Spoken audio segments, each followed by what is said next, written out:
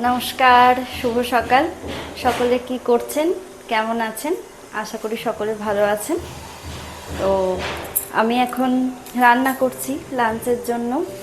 আজকে বৃহস্পতিবার, আজকে হচ্ছে সেই স্পেশাল শুক্তো আর পোস্ত দিয়ে বাদাম দিয়ে নোটে শাক ভাজা, ভাত, একটু আম থাকবে, ব্যাস এইটুকুই। তো চলুন শুক্তোটা কতটা হচ্ছে সেটাই দেখাই আপনাদের।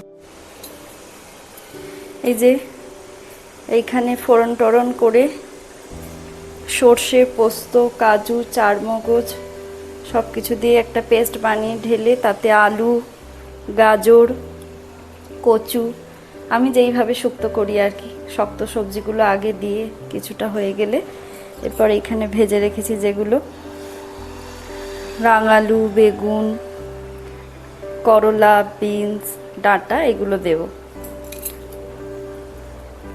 এখানে বড়ি ভেজে রেখেছি, চাল ধুয়ে রেখেছি, এক্ষুনি ভাতটা বসিয়ে নেব।